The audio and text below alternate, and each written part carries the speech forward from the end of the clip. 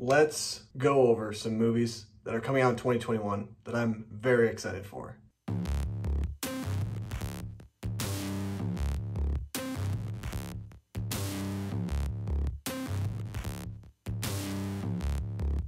Now that we can push aside the year that was 2020, and especially the year that it was in film, we're going to look ahead to this year, 2021. We have a lot of exciting movies coming out, and I am very excited because a lot of this list is going to consist of movies that were on my 2020 list that we just did not get in 2020. But they've made their way back onto the 2021 list, and I do apologize for that. I wish I could kind of have some spicy new content and talking about new movies, but you know, that's life. I mean, that's the state that we're in right now. Let's hope, let's hope that these movies stick to their date in 2021. I mean, we're already seeing movies move. No Time to Die is moved to the fall, which is kind of sad, and some others, so let's hope, guys, let's hope. But anyway, I'm gonna give you my top 10 most anticipated films of 2021. This is a video I always look forward to making every single year, and let me just say that in this video, there's gonna be 0 honorable mentions.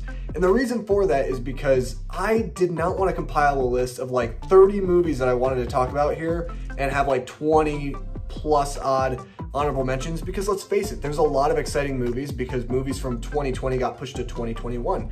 But I want to be honest, I want to be upfront, and I want to give you the 10 movies, just 10 movies that I'm really looking forward to watching in the year of 2021. And some of these, it's like, finally, come on, just give it to me already. But let's start off with number 10, which is Don't Look Up. This is a movie that is directed by Adam McKay, and it also stars Leonardo DiCaprio and Jennifer Lawrence. I'm very intrigued by this movie. I actually didn't know that this movie was coming out, actually, and Leonardo DiCaprio is one of my favorite actors working today, so anything that he's in is always going to pique my interest, and I feel like this movie could be really, really good and really kind of play into the award season of 2022, or it could possibly be really bad. But I'm really looking forward to seeing which way it's going to be. I know Leo is very picky and particular in his roles that he selects, so I imagine that this movie's gotta be good, right? Like, I gotta almost imagine that and hope for that. And it's a Netflix movie, so. Number 9 goes to Raya and the Last Dragon. This is the newest Disney animated film, and I'm really looking forward to this. This movie looks beautiful. Also, this movie feels like it's going to have a lot of heart, and it's going to be kind of very similar to like Mulan, which I do love Mulan. I love that movie, the original animated movie, not the live action remake garbage that was out last year. But Raya and the Last Dragon, it intrigues me, it piques my interest, and it's coming to Disney Plus in like March exclusively. So I'm probably going to be buying that. I didn't buy Mulan, but I will most likely buy Raya and the Last Dragon because I'm very much looking forward to seeing what this movie is all about. Number 8, I don't even know if this made it on the list last year, but it's Black Widow. This movie's been pushed so much that I think it's really gotten my excitement even higher for this film. We haven't had any MCU content. We're having finally WandaVision coming out this weekend, and I'm very hyped for that. But the thing is it feels so weird. It's like we're living in a different world. No MCU content in 2020. That is insane to me. Like, we got Star Wars content with Mandalorian. No MCU content is like different territory. That hasn't happened in over a decade. Like, the MCU has been a huge part of the movie business for over a decade, and it was not there in 2020. So I'm looking forward to Black Widow. Number 7 is going to be Pixar's newest film, Luca. I'm really excited for Luca. This movie it sounds great. I really want this movie to be really good, and I think it's going to be.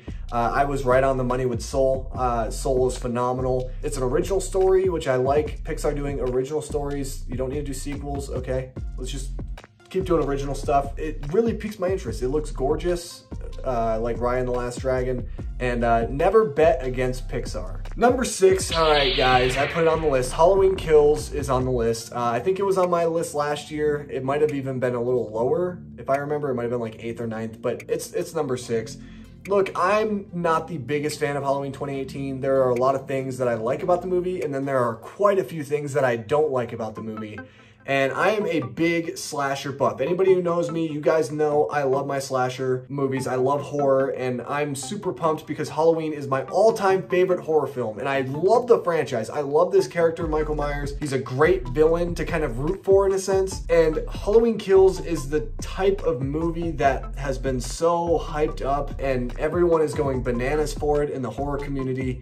And you know what? I'm kind of sick of it. So let's just get this movie out of the way. Let's watch it, and then we can all get hyped up for Halloween Ends. I'm tired of talking and hearing about Halloween Kills. Because of that, I had to put it on this list because I'm excited for it, but stop talking about it, okay? Like, let's just stop. Stop. Number 5 goes to a movie that technically is a 2020 release, but it's gonna count towards my 2021 list, and that is The Father. This is a movie that is on a lot of people's top 10 best films of 2020 list. Those who got to see it, like Chris Stuckman and company. Chris Stuckman, it was his favorite film of 2020.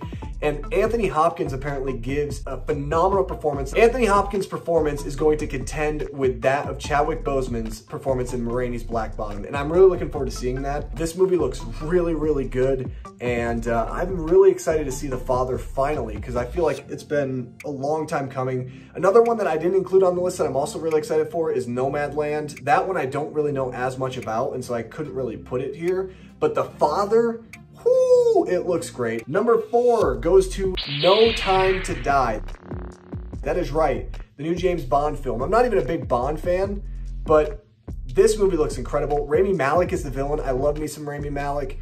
This is the last turn by Daniel Craig as his character of James Bond, and this movie looks so good. I wanted to see this movie so bad in 2020, and the fact that it's now 2021, the movie's now been moved to the fall, along with Morbius, which I don't really care that much about, to be honest with you. The fact that this is moved to the fall is kind of nerve-wracking for me, because I feel like this might actually move again, but hopefully it sticks this time. I'm really looking forward to this Bond movie. It looks action-packed, it looks fun, it looks dramatic, and it looks like it's actually going to have some type of meaning towards the lore of the Bond character and what's to come next in the franchise, moving past Daniel Craig. Number 3 goes to Spider-Man 3.